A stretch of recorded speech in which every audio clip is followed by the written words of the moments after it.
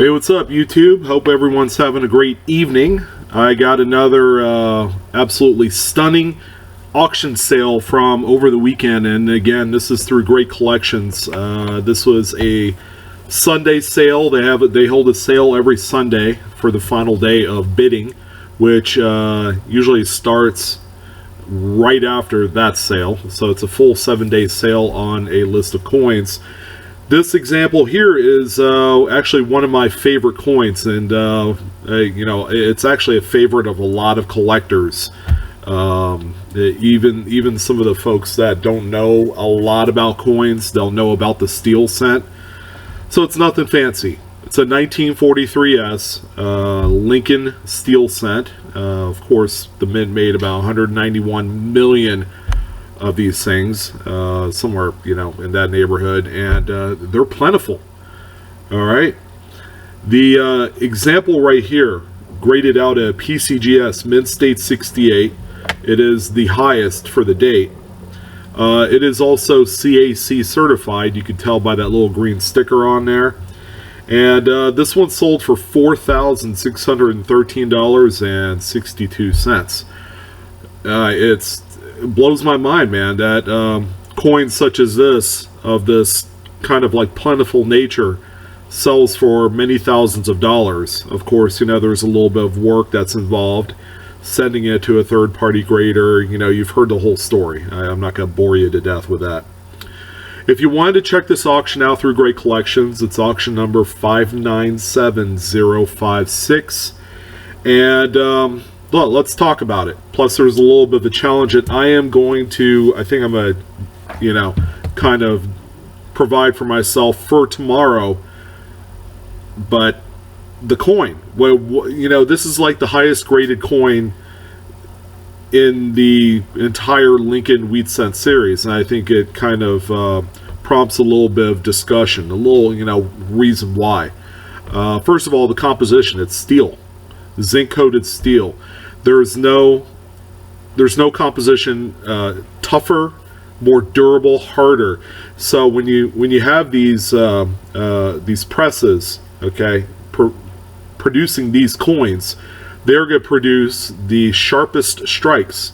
The actual physical dies that actually, you know, produces these will undergo a lot more stress than the actual steel planchets.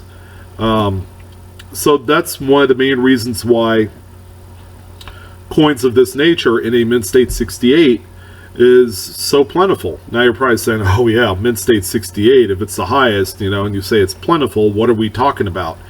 All right, well, I'm going to tell you right now, because I also have the population numbers through PCGS, and based off of the findings, I think you guys will be pleasantly surprised.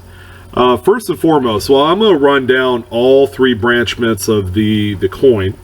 The 43 Philadelphia in Mint State 68, there are 46 examples. All right, and believe it or not, this is the lesser of the three. You would think the Philadelphia coins would be a lot, you know, more plentiful in that top near grade, but 68 is the top for this one. There's no 69, 68 plus. In 1943D, there are 133 examples that grade out at a Mint State 68. That is nuts. That's a lot of coins. However, there is one lone example that grades out at a 68 plus. You could almost imagine how much a coin like that is worth. Probably upwards of $10,000. Now, and we get to the coin here, the San Francisco Mint variety, and there are 75 examples graded out at a 68. The finest grade, nothing higher than that. So it's kind of interesting to know that there are 75 examples of a 68 through PCGS, kind of like, you know, hanging around out there in registries and people just holding on to them and all that. Yet they're still selling for nearly $5,000. It's nuts. All right. So with the actual quantities, and they're by and large, you know, a great number of them out there in 68. The challenge is, am I able to find something remotely close to this grade? because it's my understanding, and especially buying enough of these on the secondary market, whether it's online or through an LCS, a local coin shop, that these come up actually in really nice shape. So here's what I'm going to do. Today's Monday, tomorrow's Tuesday. I don't have a whole lot going on. I figure I'd throw up a few more videos for tomorrow. But one of the videos will be the actual findings of what I am able to locate through a few of my local coin shops. I have 3 that I know that I could go to. Whether or not they have these in hand remains to be seen. But I'm really up to the challenge, and based off of the challenge I provide myself and the actual results of the coins that I find, maybe this might incentivize a lot of you that have local coin shops to go ahead and look for one for yourself.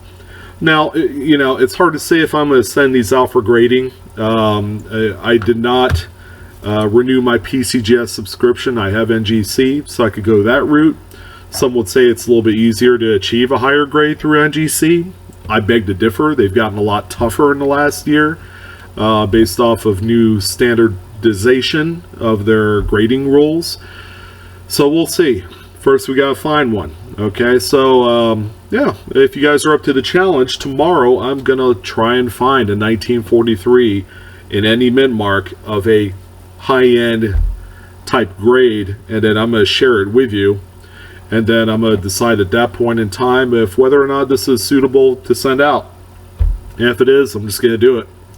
You know, I'll pay the $15, $16 or whatever it is to send it out, and, you know, wish for the best. So, yeah, I wanted to report on this sale and issue this challenge to myself and maybe some of you that want to actually go out and participate in this fun endeavor.